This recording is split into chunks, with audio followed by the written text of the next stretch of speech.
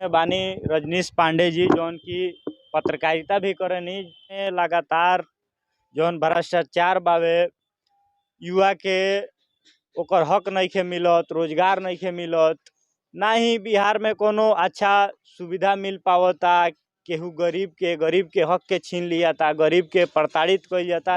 तमाम ए विषय पर बातचीत हुई। सबसे पहले रजनीश भैया राउत स्वागत बा। बहुत बहुत धन्यवाद। अभी जौन भी हमनी के चैनल के माध्यम से जो भी श्रोता समाज देखे वीडियो के ओकरा के सादर प्रणाम बा, ओकर हार्दिक स्वागत अभिनंदन बा हमरा चैनल में।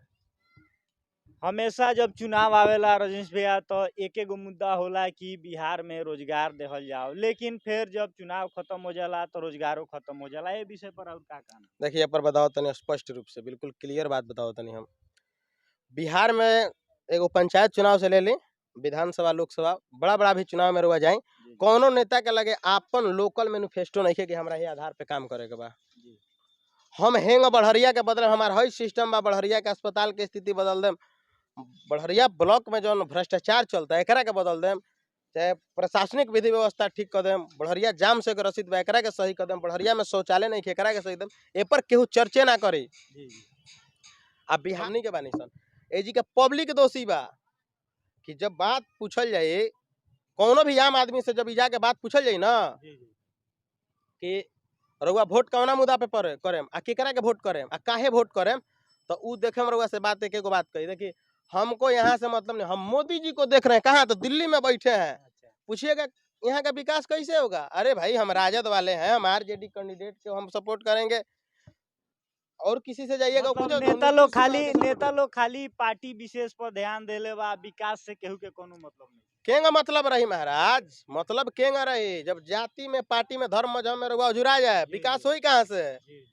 जब तक लोकल नेता मजबूत नहीं, चाहे कोनो पार्टी के होकस, हम कोनो पार्टी लाइन पर नहीं बोलत, कोनो पार्टी के नेता होकस, जमीन पर उतर के काम करिहन, नु विकास करिहन जी।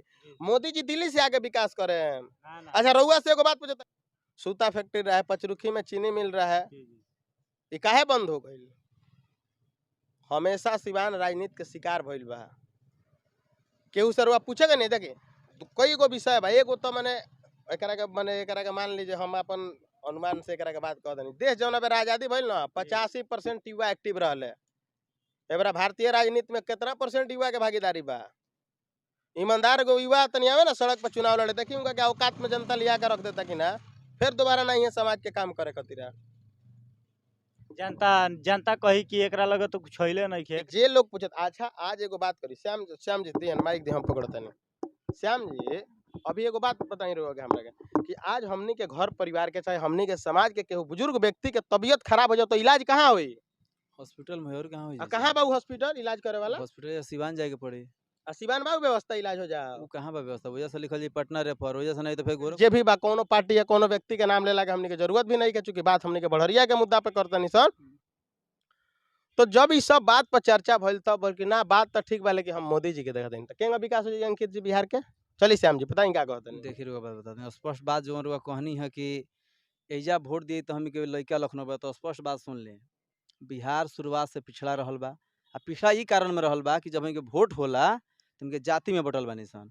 हम अहिर हई तो हम लोहार हई, तो हम कोयरी हई तो कुर्मी हई, ए तरह बटल बानी। आ जब तक बटल हम सन जब तक कोनो विकास रुआ बिहार में ना मिले। स्पष्ट बात एगो और सुन ले, 26 गो कि 28 गो गुजरात जिला अपन MP देला, तो जब 500 फैक्ट्री बह जा सूरत के रुआ बात बताता नहीं।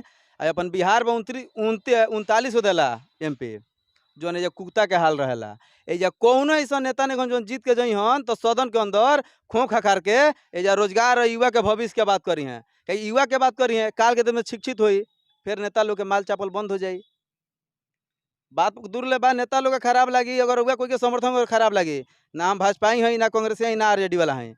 हम युवा समाज और युवा के साथ रहे नहीं, या युवा के ही बात करें नहीं। हम उससे हमारा मतलब नहीं के का। तो देखिए ये कहाँ तक ले बात बा कि सूरत में खाली 500 फैक्ट्री बा, वो जौन देला 26 के 28 को देला MP, और 39 को अपन खाली बिहार देला। तो एजा का है लेबर, एजा लेबर वाला सस्ता, बिहार के लोग के कुत्ता के हाल, मारल जाला, पिटल जाला। हम बिहारी हैं, बाहर जाम तो बिहारी का है, आ खाली बिहार में ही ले हमारे जात के उनका जात के वोट देम, तो जब जात के वोट दें तो विकास कहाँ पाए? ई बात भैया। देखिए बहुत बढ़िया श्याम जी अपन बात रख रही है। जब अंकित जी रउआ जी से निकले बाहर काम करे खातिर, समझ नहीं, जब जी सर गुजरात जम चाहे कब गई लोग, चूंकि हमने के मजदूरी भी कइले बानी सना करी ले सर, तो ओजी देखें जब मजदूर वर्ग के लोग के संगे का व्यवहार होता, एगो ग्रेड बा, ग्रेड में रउआ बानी तो रउआ ऊपर कौनो आँच नहीं, जब ग्रेड से रउआ नीचे बानी तो रउआ कुचल दिया जाए। ये गुजरात के बात बताओ देन रउआ के 3-3 महीना काम करा के ही मजदूर के पैसा ना दिया जाला बिहार के लोग के, आ ऊपर से पीट पाट के वो लोग को भेजल जाला। आ ऊ छोड़ दी, अभी जनरल बोगी पर बात करी नो, जनरल डब्बा के स्थिति करी भारतीय रेलवे से, तो लोग में ठूस ठूस के आवेला, लेकिन कबो सरकार के चाव भइल बा बिहार के मजदूर खातिर ना। तो हमनी बिहारियन के दुर्भाग्य बा कि हमनी बिहारियन, हमनी जितना बिहारी युवा बानी सन एकत्रित एक मंच पे नहीं सन। काले विपुल जी कहनी कि बिहार के युवा के सोचे के विषय बा, बिहार के अंदर एगो आंदोलन के जरूरत बा, काहे खातिर, तो बिहार के बदलाव खातिर, तब जाके बिहार बदली।